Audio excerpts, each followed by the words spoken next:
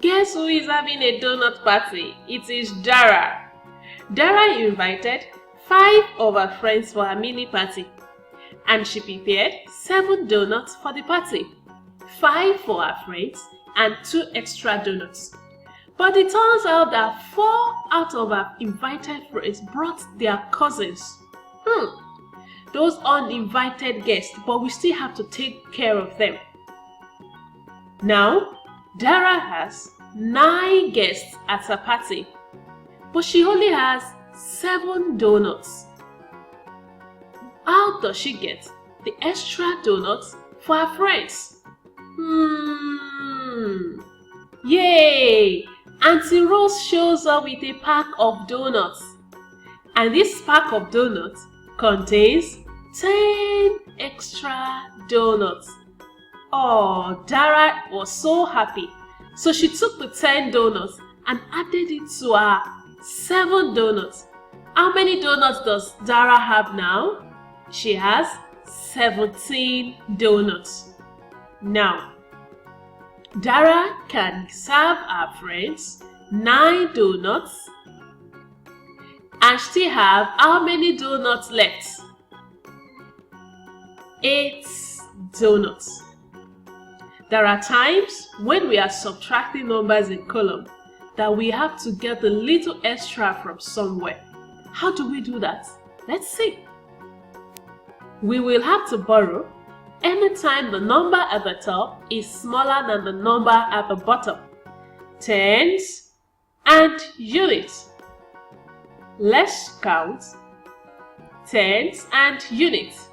Starting from the units column. 2 take away 6. Is that possible? No. What then do? We borrow 1 from the next house. In the unit house, we have 2. So we borrow a 10, 1 10 from the tens house. 1, 2, 3, 4, 5, 6, 7, 8, 9, 10. 10 plus 2, that's what gives us 12. That is why when you borrow, you say we borrow 1 and it makes 12. That's what happens because you are borrowing a 10. That means because we have taken 1 away from 6, we have 5 tens left. So now we can do our subtraction. Now we have 12. 12 take away 6. 1, 2, 3, 4, 5, 6. How many do you have left? 1, 2, 3, 4, 5, 6. 6 units left. So you write 6. How many do you have left now? 5 tens because you have taken away 1. So we count 1, 2, 3, 4, 5. And take away how many? 4. 1, 2, 3, 4. We have 1 10 left. 1. So we write 1. 62 take away 46 equals to 16. Let's see another example and do it together. 35 take away 27. Tens again and units. You can see again that 5 at the top is smaller than 7 at the bottom. We cannot take 7 away from 5. So we need to borrow from the next house, which is the tens place. We have 5 units. 1, 2, 3, 4, 5. We borrow 1 10 from the tens place.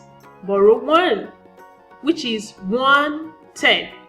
1, 2, 3, 4, 5, 6, 7, 8, 9, 10. This gives us how many units? 15 units. We have taken 1 away from 3. We have how many left now? 2. When you take away 1 from 3, you have 2 left. So now we can have 15 take away 7.